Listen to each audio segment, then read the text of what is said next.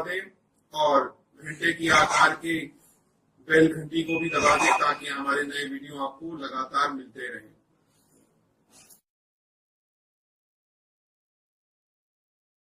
नमस्कार दोस्तों, धर्म रहस्य चैनल पर आपका एक बार फिर से स्वागत है। आज हम लोग भाग 2 में जानेंगे कि किस प्रकार से उर्वशी की अन्य कहानियां हमें प्राप्त होती हैं। जैसे कि अभी तक आपने जाना कि किस प्रकार से गुरु गंधर अपने शिष्य कापाली को उर्वशी की सिद्धि के विषय में बता रहे थे। उन्होंने इसके संबंध में यह बताया कि उर्वशी की उत्पत्ति आखिर किस प्रकार से हुई है। अब वो आगे की कहानी बताते हैं कि आखिर उर्वशी का धरती के पुरुषों के साथ किस प्रकार से संबंध रहा। गुरु गंधर कहते हैं, सुनो कपाली, उर्वशी का पृथ्वी के कई सारे पुरुषों के साथ शारीरिक संबंध रहा है और वह पति पत्नी के समान एक साथ सहवास भी किए हैं। इनमें से मैं तुम्हें उर्वशी और पुरुरवा की कहानी के संबंध में बताता हूं। यह कहानी बहुत ही अधिक प्रसिद्ध है। तभी कापाली ने उनसे प्रश्न किया कि उर्वशी ने जब इतने सारे पुरुषों के साथ संबंध बनाया है तो वह किस प्रकार से शुद्ध हो सकती है। इस पर मुस्कुराते हुए गुरु गंधर ने कहा कि सुनो कपाली, उर्वशी एक स्त्री का नाम नहीं है। स्वर्ग में जाने वाली, उसके बाद मृत्यु पर्यंत विभिन्न लोकों में निवास करने वाली और फिर से जन्म लेने वाली उस श्रेणी की अप्सराओं को उर्वशी कहा जाता है। अर्थात इस ब्रह्मांड में कई सारी उर्वशियां मौजूद हैं। यह शक्ति अप्सरा के रूप में स्वर्ग में निवास करती है। जब कोई साधक इसे सिद्ध कर ले तो यह उसके साथ भी जुड़ जाती है।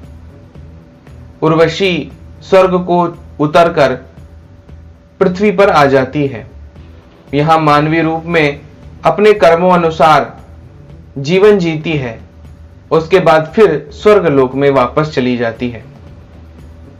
ऐसे ही पता नहीं ब्रह्मांड में कितने लोक हैं और कितनी सारी उर्वशी मौजूद हैं। तो अब मैं तुम्हें उर्वशी की अगली कहानी के संबंध में बताता हूं। कहा जाता है उर्वशी और पुरुरवा एक साथ पति पत्नी के रूप में साथ साथ रहे थे। पुरुरवा ने जब उर्वशी को देखा तो उसके प्रेम में वह इस प्रकार से अभिमंत्रित हो गए जैसे कि पिछले जन्म के बिछड़े हुए साथी होते हैं। उन्होंने पूरी कोशिश की कि वह उर्वशी को प्राप्त कर लें, पर यह आसान नहीं था।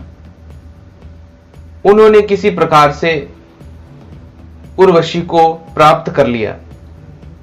उर्वशी पुरुरवा के साथ रहने लगी, लेकिन उर्वशी ने उन्हें एक शर्त दी थी और वह शर्त यह थी कि किसी भी प्रकार से पुरुरवा नग्न अवस्था में उसके साथ ना दिखाई पड़े और जब भी समागम हो तो एक दूसरे के नग्न शरीरों को वो ना देखें। जब भी संभोग करें तो अंधेरे में करें। यह बात उर्वशी ने इसलिए कही थी क्योंकि वह जगत में अपनी मर्यादा को कायम रखना चाहती थी। एक अप्सरा के रूप में वह जीवन जी चुकी थी, इसलिए मनुष्य के लौकिक व्यवहारों को वो जानती थी। कहते हैं हमेशा अंधेरे में उर्वशी और पुरुरवा समागम करते थे। इनके 9 पुत्र हुए, आयु, अमावसु, विश्वासु, श्रुतायु, दृढ़ायु, शतायु। इस प्रकार उनके कुल 9 अलग अलग नामों के पुत्र हुए थे। काफी समय बीतने पर स्वर्ग लोक में गंधर्वों को उर्वशी का ना होना बहुत ही अप्रिय प्रतीत होने लगा। उर्वशी ने यह कहा था कि मेरे साथ मेरे जो दिव्य मेष आए हैं, इनकी रक्षा का भार तुम्हें संभालना होगा। इसीलिए गंधर्वों ने एक योजना बनाई कि उर्वशी के अगर मेष चुरा लिए जाएं, तो निश्चित रूप से पुररवा को हम दंडित कर सकते हैं और इसी बहाने युक्ति से हम उर्वशी को स्वर्ग वापस बुला सकते हैं। देवताओं ने गंधर्वों को इस कार्य के लिए नियुक्त किया। गंधर्वों ने उर्वशी के 2 मेष चुरा लिए। उनको चुराने के कारण उर्वशी बेचैन हो उठी। उस वक्त जब मेषों की आवाज उसने सुनी, वह पुररवा के साथ समागम कर रही थी। यह देख उर्वशी तीव्र स्वर में बोली कि जल्दी से जाकर मेरे मेषों को बचाओ। ध्यान से उतरने के कारण पुररवा नग्न अवस्था में ही वहां से भाग पड़ा। उस वक्त नग्न अवस्था में पुररवा को उर्वशी ने, गंधर्वों ने, सभी ने देख लिया, क्योंकि गंधर्वों ने उस वक्त चारों तरफ प्रकाश फैला दिया था, जिससे उर्वशी पुररवा को नग्न देख ले। उर्वशी की यह शर्त थी कि जब भी वह पुररवा को नग्न देखेगी, उसे पृथ्वी को छोड़कर जाना होगा।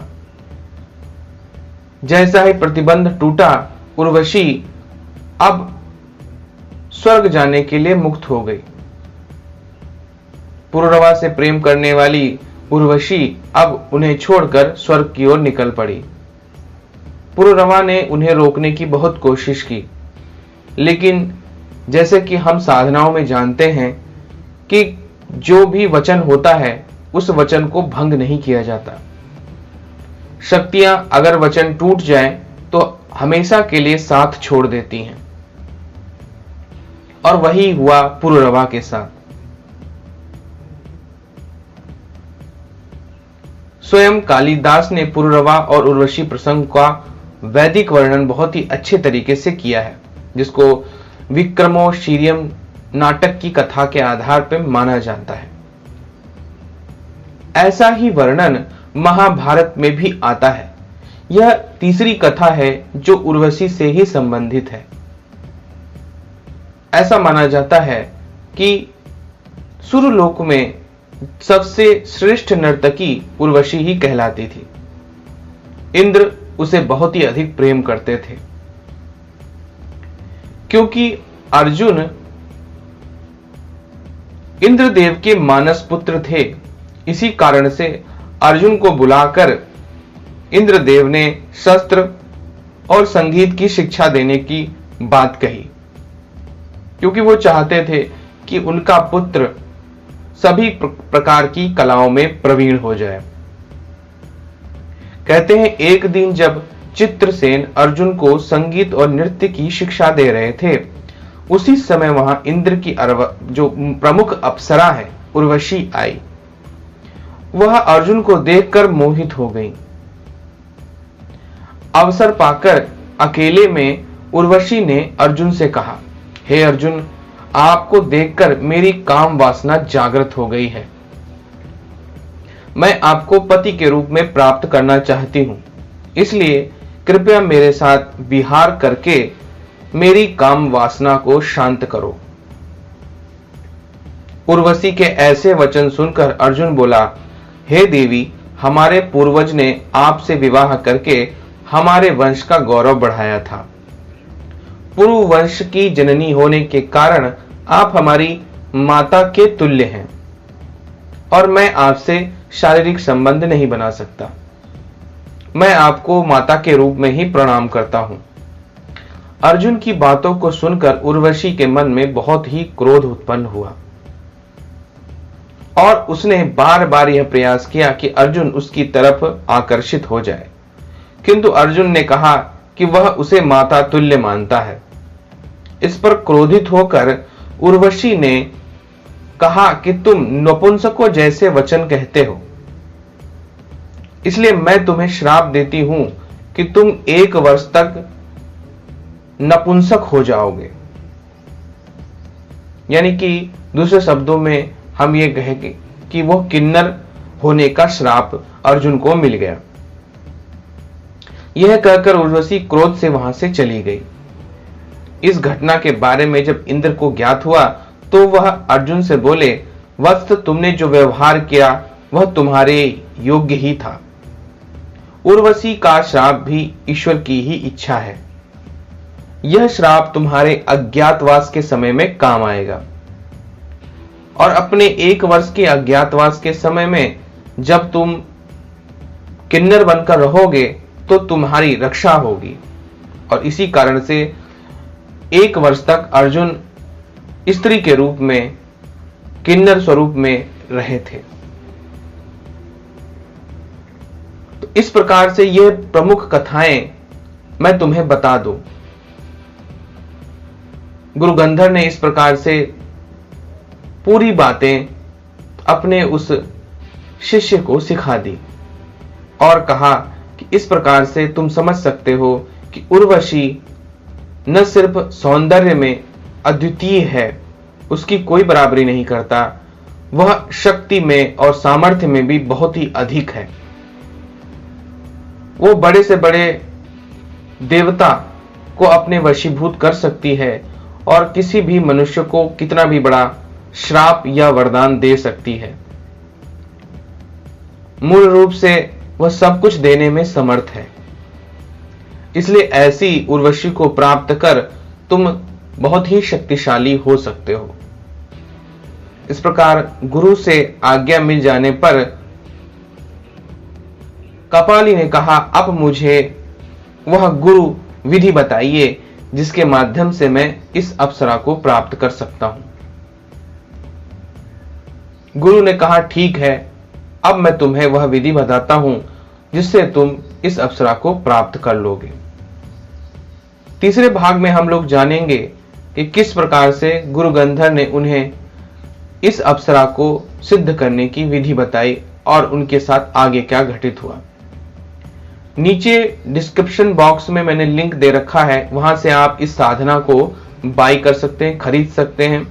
और बस मैं इतना कहूंगा कि इस साधना को पूरी तरह से गोपनीय रखिए और इसके बारे में किसी से कोई वर्णन नहीं कीजिए, क्योंकि ग्रंथों में यह कहा गया है कि इसे पूरी तरह से गुप्त रखना चाहिए और केवल अपने शिष्य को ही इसके बारे में बताना चाहिए, किसी अन्य पुरुष को कभी नहीं बताना चाहिए। जो इस साधना को करना चाहता है केवल वही इस साधना को जाने, इसके अतिरिक्त कोई नहीं। तो नीचे क्लिक करके आप मेरे इंस्टा मोजो अकाउंट में जा सकते हैं और वहां से इस साधना के बारे में ज्ञान प्राप्त कर सकते हैं। तो ये था भाग 2। अगले भाग 3 में हम लोग जानेंगे कि आगे क्या घटित हुआ था। आपका दिन मंगलमय हो। धन्यवाद।